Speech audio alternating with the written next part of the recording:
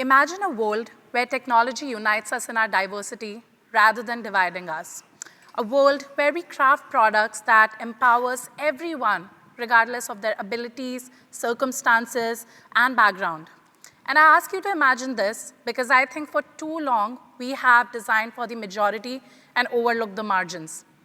We have made several assumptions during our design journey, and I think we need to challenge this approach radically.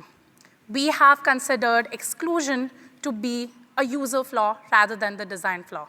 Now let's challenge ourselves to radically reimagine this approach. Consider voice assistants effortlessly understanding all accents rather than the standard British or American English. What if virtual reality headsets were made to fit not just the average male headspace, but diverse body types? And ask yourself, why should anyone be restricted from enjoying the modern world just because they have vision impairments or motor disabilities? I truly think it's time to reimagine technology's role in our society.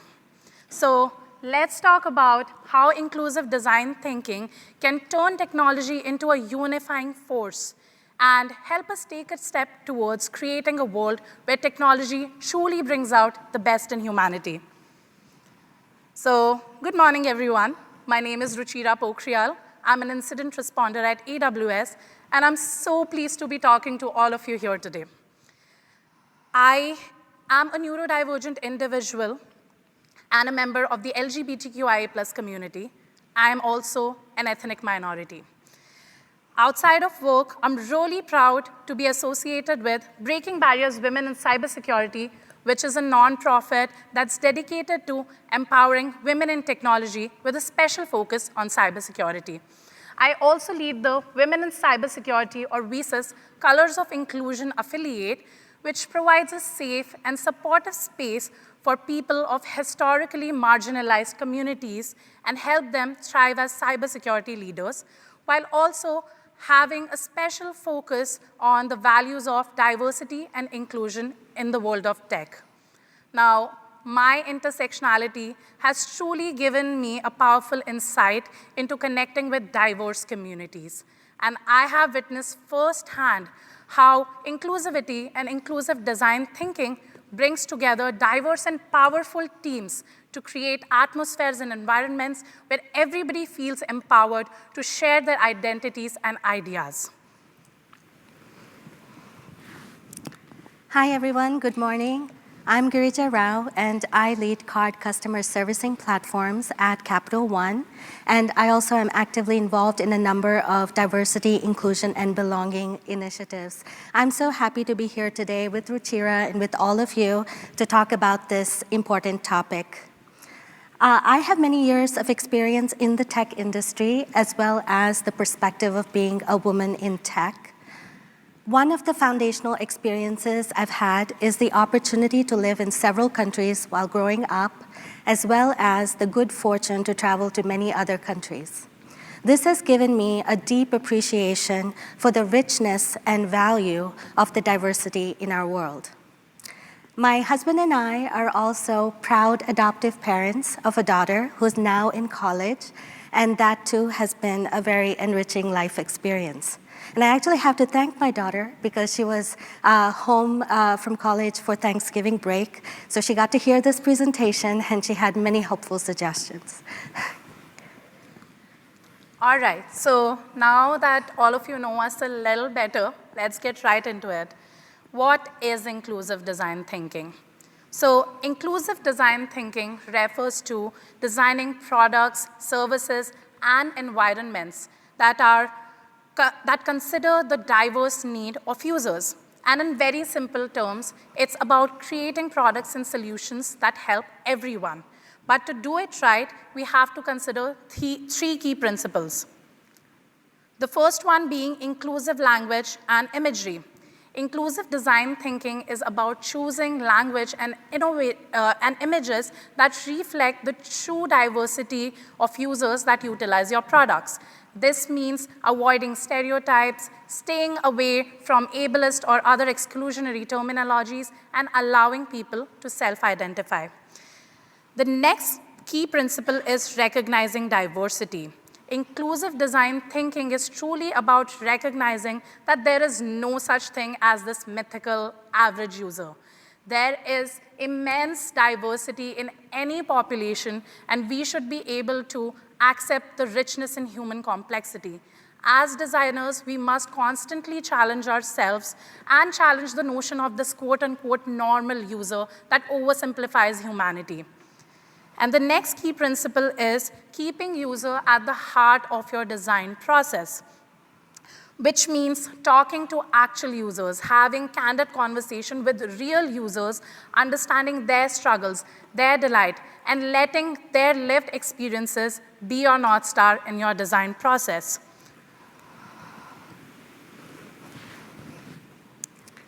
At Capital One, diversity, inclusion, and belonging is valued at our core, sparking and enabling us to do good for our associates, customers, and communities. I am immensely grateful to the many passionate and talented associates across the company whose work I have the honor to represent here today. I am excited to share a short glimpse of how we think about and foster inclusivity in what we do.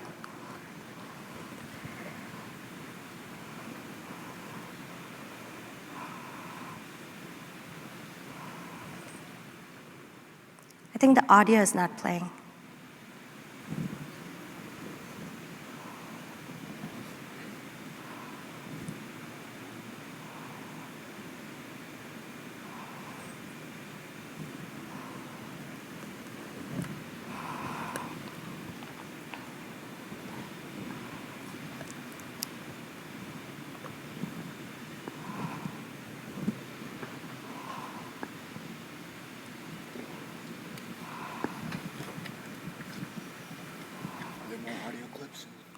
No, only this one.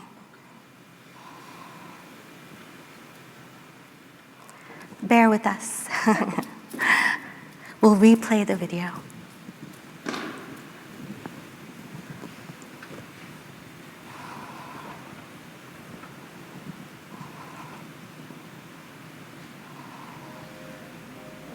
Okay, I think we can start this again now.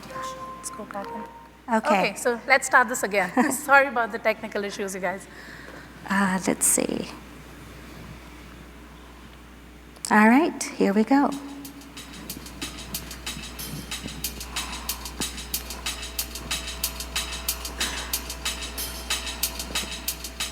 We all share this existence. Each living our lives as individuals, but also as a collective. As we live, we interact with others and bring about experiences that color how we navigate the world. The world is our canvas, and everyone paints in their own unique color. People are not all the same. There is a richness that's waiting to be tapped. Why do people ignore color in the room? But elevate color on the page. If you want to reach everyone, then everyone needs a seat at the table.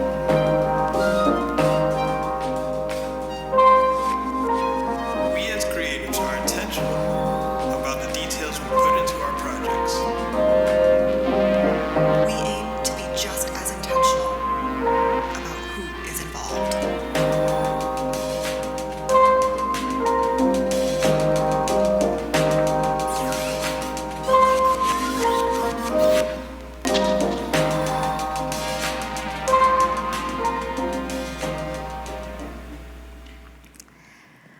I hope you enjoyed that. As we heard on the video, we need everyone at the table and design for the full diversity of our users. And I'd like to share an example of one of the ways that we have done that. As part of our mission to create inclusive products and experiences for our customers, over the past 2 years, Capital One has launched a new card feature called Preferred Name for our credit and debit cards. This allows a customer's chosen name to appear on the front of their card, even if their legal name change process has not yet been completed. There are many reasons why customers may wish to use a preferred name that best represents their self-identity. This feature is very aligned with our values in better serving our customers in an affirming way and removing a potential barrier to inclusion. What's especially notable about this feature is that it was driven by a grassroots movement of associates who engaged with teams across the company and with our Outfront business resource group. This truly highlights what an inclusive mindset and design thinking can help accomplish at scale. Now, that was an amazing example of a very inclusive product that serves a larger set of audience. But I want to emphasize that when products and services do not or are not built to consider diverse needs of users, they fall behind ethically. It's even more important to remember that lack of inclusive design also has business implications. Let's look at just some of them.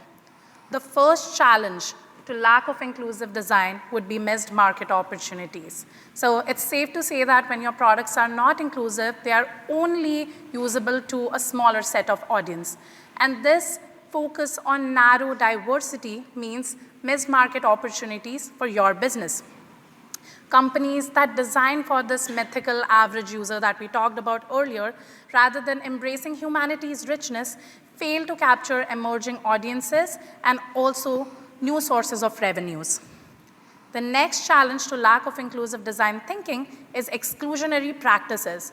Because without inclusive design, your products may be very difficult to use or completely inaccessible by a set of users.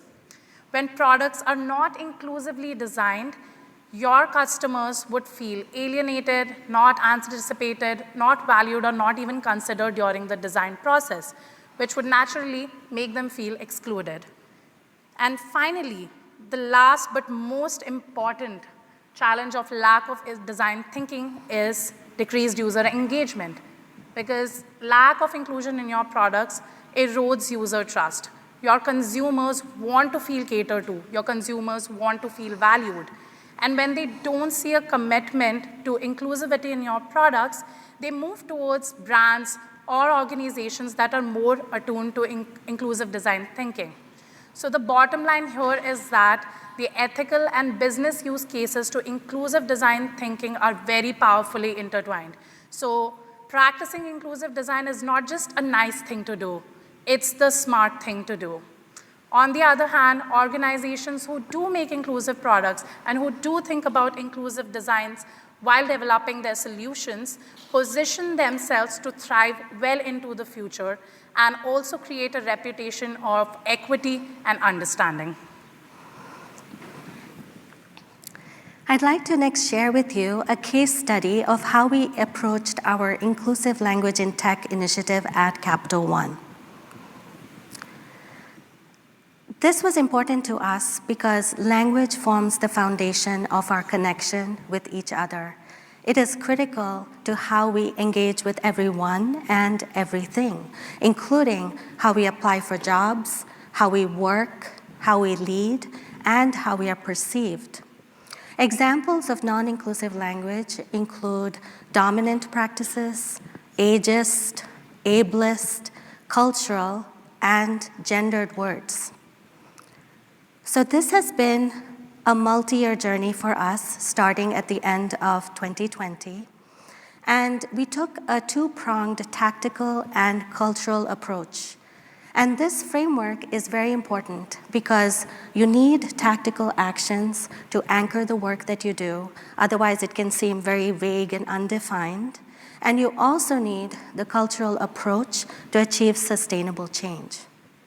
So we first started by creating a diverse working group, researching industry best practices, talking with others, including folks at AWS, and partnering with our diversity, inclusion, and belonging subject matter experts at Capital One. We then defined our approach and began a tactical process of discovery of identifying changes that we could make, begin the work to implement them, and also to socialize them. It was about a year into our journey that we truly started to see a cultural shift in awareness and significant progress and momentum in enablement. I definitely want to highlight that technology played a huge role in our journey.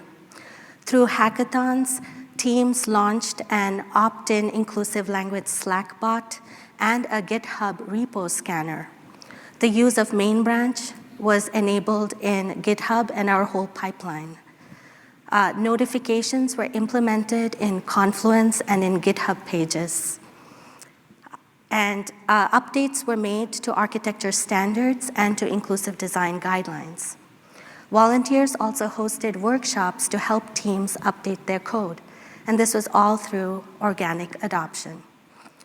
When I look back and think about what was essential for us in achieving the progress that we made on this initiative, there are a couple of main drivers or main factors that I will share with you.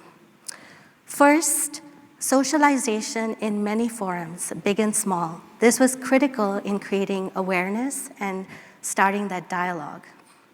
Second, the grassroots volunteer efforts were essential for sparking that innovation and creating momentum that we couldn't even have anticipated when we began this journey.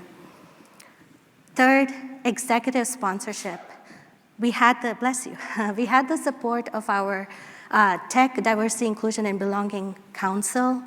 We had an executive vice president as the sponsor for this initiative, and several executives across the company leaned in to support from their areas of ownership.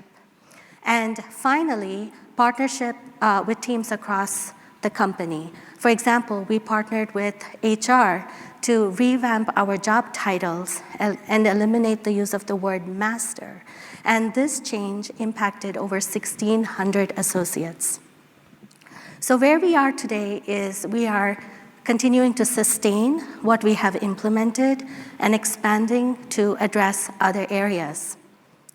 So I had mentioned the opt-in inclusive language Slack bot, and I would like to give you a peek at how it works in action. So here you see Slack, ISB is the name of our Slack bot. We have our user, Matthew, who's typing in, "Hey guys," and then the Slack bot privately notifies Matthew that the use of "hey guys" is considered non-inclusive. It provides some context as to why and suggests some alternatives for what he could use instead. So Matthew here decides to take one of the suggestions, "hey team." He goes back and he edits his Slack message to replace it with "hey team" and sends it out. And again, our Slack bot privately notifies him, validates this, and thanks him for being an inclusive language champion. So, this has been a very fun implementation that came out of a hackathon, and this has been adopted by over 1,500 Slack channels at Capital One. So this initiative has received a lot of great support and feedback. And I wanted to share with you a direct quote from one of our associates. It's a little long, so I'll give you a few seconds to read through it.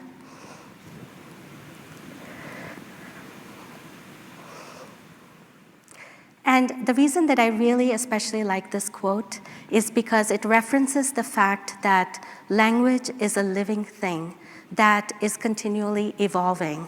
And it's important for us to continue to evolve with it.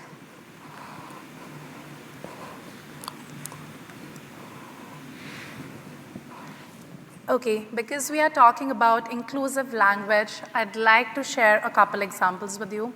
The first one is about how we accept names on online forms. And I'll admit it, I honestly did not give much thought to how difficult or tricky it can be for some people to fill forms online. That is until I saw my partner run into problems after problems while creating a new account online, making hotel reservations, or even accessing the hotel Wi-Fi. All because he has a punctuation in his last name that so many online databases do not accept. Around the world, there are so many different variations of names.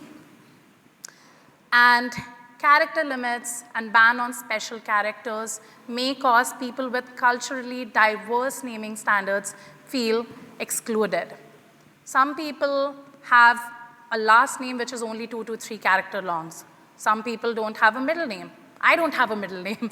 Some people have spaces between their first names and last names. And sometimes online forms don't accommodate for those cases. But with inclusive design thinking, we can make very simple and small changes to accept more variations of name on online form. The first solution is to simply have a full name field, which requires users to not split their names between first, middle, or last name.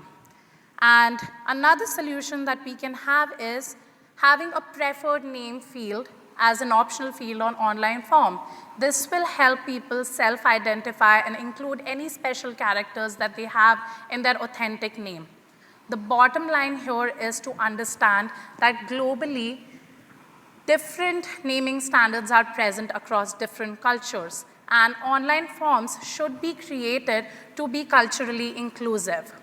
So when we make these changes and provide these options, it ensures that people do not struggle filling forms online, and this would also make people feel more valued and welcomed when engaging online. Similarly, when forms only provide limited options for gender identity information, this can alienate, misgender, and disrespect your users. Preset options like the ones that you see on your screens right now reinforce a very binary notion of gender that fails to represent everyone's identity and experiences. So and the worst part is lack of inclusive choices when you're collecting information regarding gender may force people or pressure people to select an option that does not represent their true identity. So a simple inclusive solution is to foster belonging for people of all genders by allowing them to self-identify. Have a let me type field on your online forms that allows people to type their gender in their own words. While you're doing this, it's also very important to remember that not all of your users are going to be comfortable sharing this personal information online. So it's very important to add an I prefer not to say field. Even if you're using these preset options for analytics purposes, it's very important to have these two fields on your online form. It's even more important to tell your users why you are collecting this information and how their privacy will be protected. Again, the goal here should be to craft forms that gather helpful data while also respecting diverse gender identities. So those were the two examples that I wanted to share with you when it comes to inclusive language. But inclusive design thinking goes beyond this too. There are several aspects that you have to consider. And although these were good examples, you might be wondering, well, how do I start implementing inclusive design thinking in my organization? So I have outlined a couple simple steps for you. Let's go through them one by one. So the first step would be to understand your audiences. Do some research, gather some data to identify who are the users who are interacting with your products and services.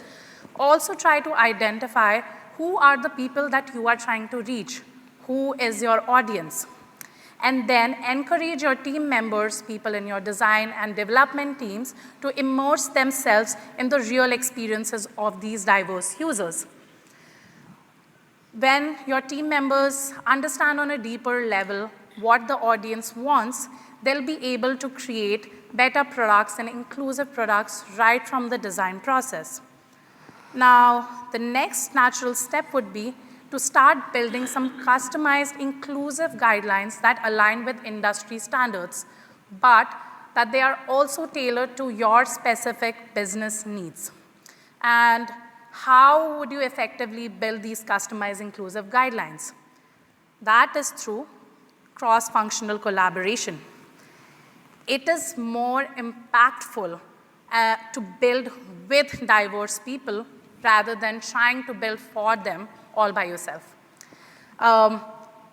So ensuring that you have a diverse team of individuals from different backgrounds, different skill set, different perspectives, this will ensure that all the blind spots and unconscious biases are identified and eliminated very early in the design process.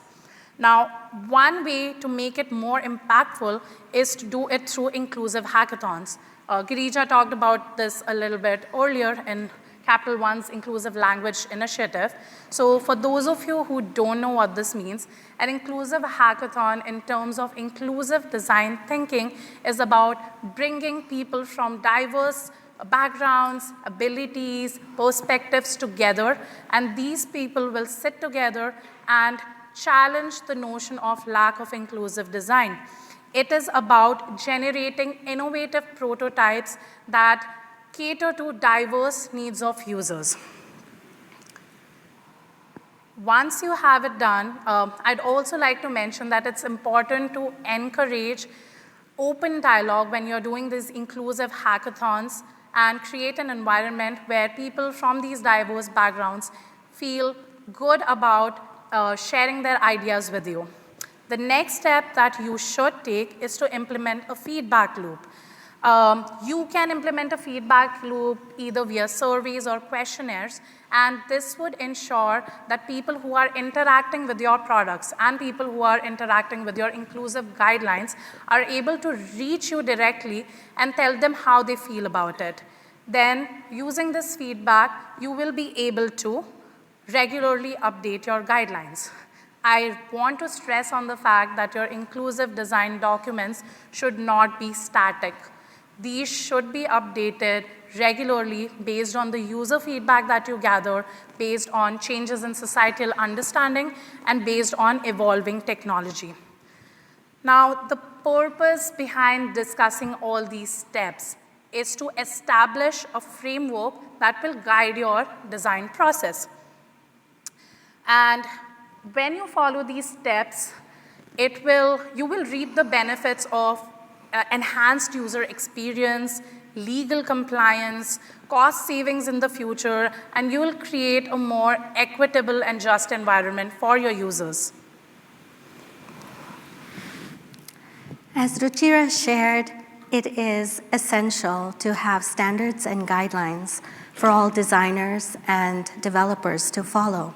So for example, Gravity is Capital One's code-based design system, which enables us to build consistent, accessible digital experiences.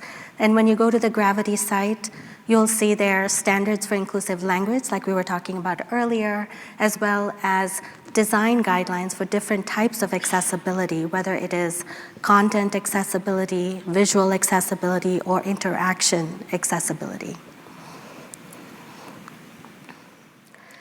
So delivering inclusive products and services consists of a key focus on digital accessibility. And Capital One has been heavily invested in the prevention, awareness, and automation to tackle accessibility challenges. So imagine a customer with low vision trying to pay their bank balance online, or someone with a physical limitation trying to check their balance on their tablet, or even a busy parent multitasking with one hand free, trying to check how much they spent on groceries the previous week. Right? All these are everyday customer scenarios, and we need to make sure that our digital experiences are very accessible and easy to use for the full diversity of our users. So Evinced is a company backed by Capital One Ventures, which has been integral to our efforts to comprehensively test for and evolve how we manage accessibility. Making digital experiences inclusive starts with equipping developers with tools that they need to be able to test and catch any accessibility issues before our customers ever encounter them. So for example, Evinced provides browser plugins that help developers reduce accessibility issues before ever committing any code. Evinced also expands our ability to identify specific components and pinpoint root cause issues at the code level, thereby enabling us to go directly to the source for remediation.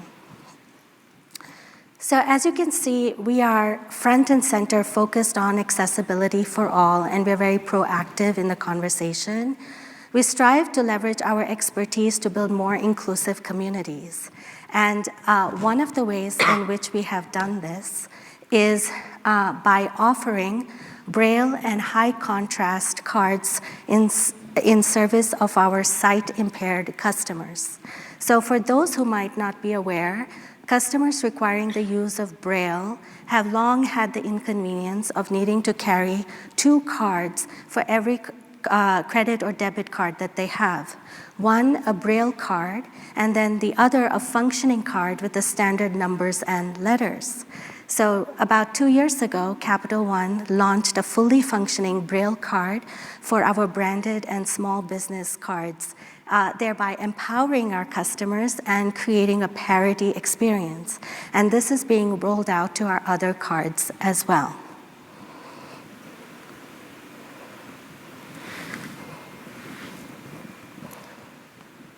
So inclusive design is not just a nice thing to have, but it also offers several competitive business advantages. So allow me to highlight just some 5 powerful benefits that inclusive design thinking offers your organization.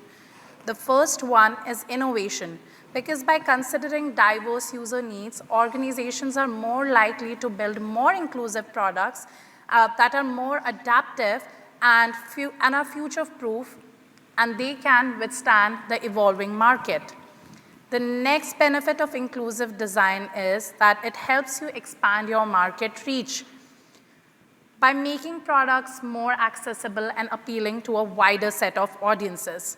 Because products that consider the diverse needs of users can attract customers from different demographics, leading to increased market reach and potential for growth. Inclusive design thinking also helps you build a positive brand reputation, because organizations that provide or prioritizes inclusive design attracts customers who are looking to find a reflection of commitment to inclusivity in their products. A positive brand reputation also helps you set yourself aside in the market with competitors. When your products are inclusive in nature, they ensure that everybody is able to benefit from them equally and use them equally, which means that through your products, you create a more equitable and just society.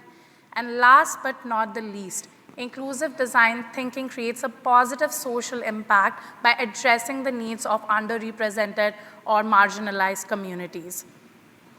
So those are all the key benefits of inclusive design thinking that you can have if you are practicing inclusive design thinking the right way.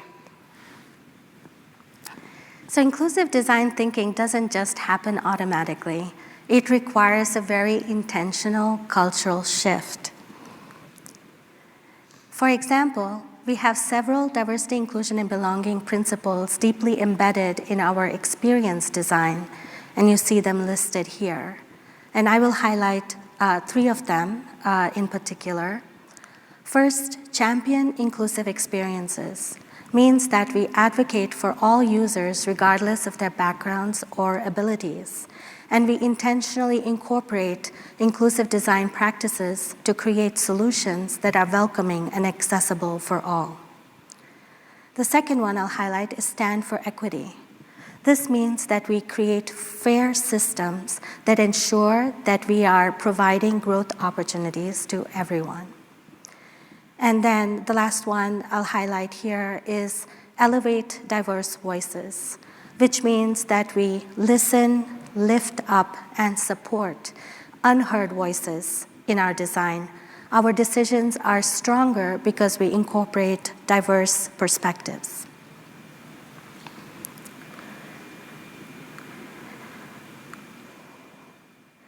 Aligned with elevating diverse voices, we are also deeply committed to growing the diversity of our talent and building a culture of belonging where everyone can thrive. And at Capital One, we have a number of things in place to support this, and I will mention a couple of them. First of all, our enterprise and tech diversity, inclusion, and belonging programs are critical to guiding the approach and the work that we do as a company in this important space. Second, we have a number of business resource groups known as BRGs. And you heard me mention the Outfront BRG earlier when I was talking about the preferred name feature. So you see that BRG listed here as well as a number of others. And BRGs are voluntary associate-led groups that provide forums for connection, cultural celebration, community service, and professional development.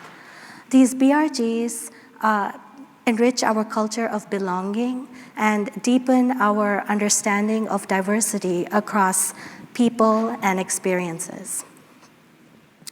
We also have a number of training and learning programs, for example, on unconscious bias.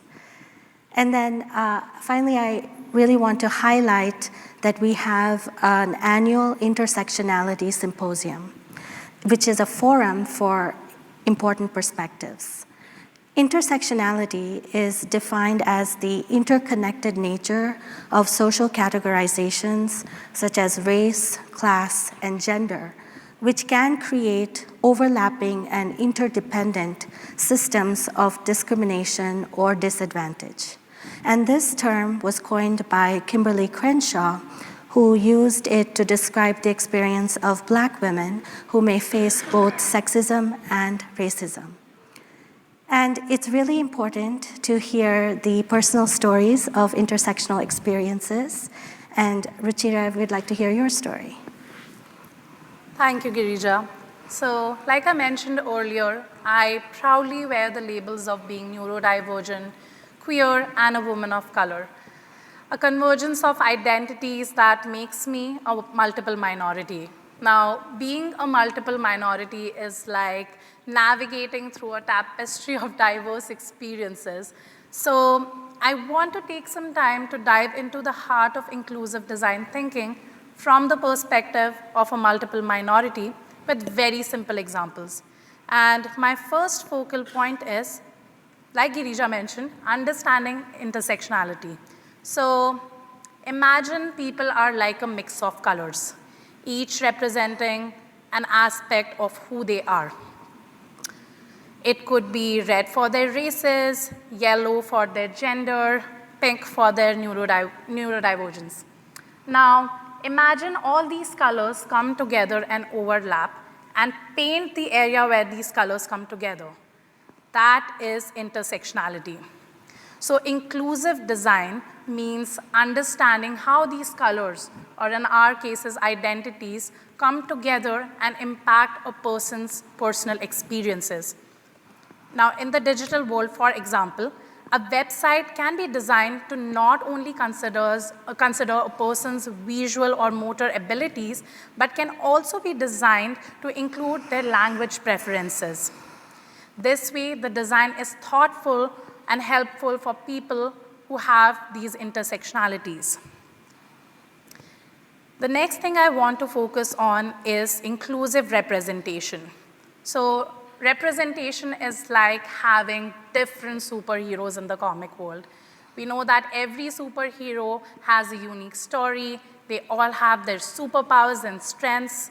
But what if out of all the superheroes, only one is given importance and highlighted all the time? That would not be fair, right? And in the same way, inclusive design thinking means representing the diversity of your users and letting them share their strengths as well as unique stories. For example, if a company is making an application that offers tutorials, they can advertise people from different cultural backgrounds and abilities in their advertisements, as well as use different languages and accents in their tutorial.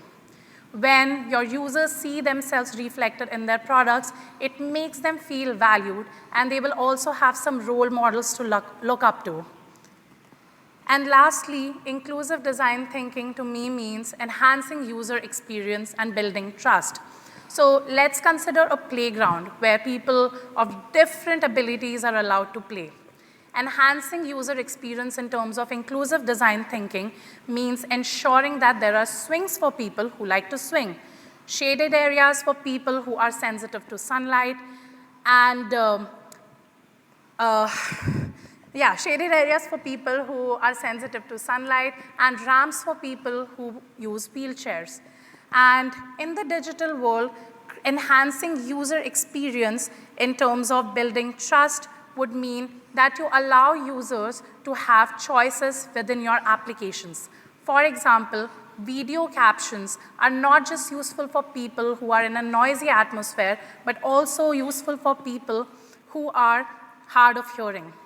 So to me, as a multiple minority, inclusive design simply means creating products that are accessible and useful to a wide variety of users. To me, inclusive design thinking for multiple minorities is ensuring that everybody is able to share their different colors of identities, everybody gets to share their superhero story, and that everybody together can play in a playground. Based on my observations and experiences, I'd like to share a couple of key takeaways. So first, looking back and thinking about what are essential elements to success in promoting an inclusive design mindset and achieving progress in these types of initiatives. And you've heard me mention this throughout the course of our session here today. First, I would say company values that must align to this focus, right? This is foundational to provide that support. Second, the grassroots efforts are critical for sparking that innovation and driving momentum and progress. And then you've also heard me talk about executive sponsorship. It is vital to help support and to elevate these efforts. Second, having a structure, guidelines, and framework is essential to defining the way we work and assessing the progress that we make. We need to be very intentional and inclusive in our approach and our actions. And then finally, it's definitely a marathon and not a sprint. I think you've seen sort of the multi-year journey we've been on. Capital One is very deeply invested in this and spending time and efforts in the long term, and it's multifaceted. We've also seen that progress is fueled through cultural awareness and organic adoption, and that takes time. So I would encourage all of you to either take that first step or continue and persist in your journey. So speaking of first steps, let's summarize some of the things that we have learned in today's session and also go over some key actions that you can start taking now to adopt inclusive design thinking in your organization. The first thing that I want to reiterate is creating inclusive design guidelines. How do we do this? We went over assembling a diverse team to address, to develop initial guidelines. You can consider the key areas of inclusion, such as ability, age, culture, sexual orientation, as well as technological preferences. Consult experts on specific areas of inclusion to provide input, and then pilot these guidelines on some of your projects. Then implement a feedback loop where you can continuously gather feedback from your users and make changes based on what works and where there are gaps. The next thing that you can start doing is engaging with user communities. So we discussed identifying users who interact with your products and the users that you want to reach. Immerse yourself in the experiences and struggles of these real users, and consider also having these users be a part of your design process early on so that they can help you eliminate any unconscious biases. It is very important to integrate accessibility standards into your products in the design phase itself. So teach your team members to learn all about the industry accessibility standards and implement them from the get-go. It's also important to remember that accessibility standards evolve too, so keep an eye on the latest accessibility standard guidelines and make updates to your tailored guidelines and products as you go. Next, you can start educating your team members now. Conduct workshops or seminars to teach them about cultural diversity, diverse user experiences, accessibility standards, etc. And to reinforce the principle of inclusive design, you can have quarterly seminars to go over and revise what your team and you have learned together. And finally, consider diversifying your talent pool. It's great to practice inclusive guidelines while you're hiring, but it's even more important to consider all the diverse candidates that you have hired and how you're working towards their growth. What you can do here is try to have one-on-ones with all the diverse candidates to ensure that they are getting equal opportunities within your organizations to grow.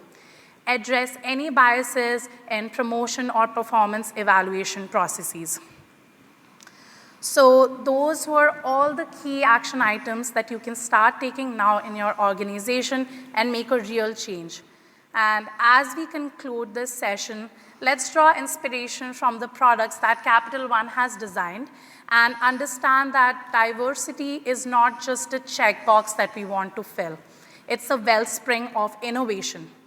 Like Girija mentioned, it's not a one-time effort, but a continuous journey of learning, adapting, and improving.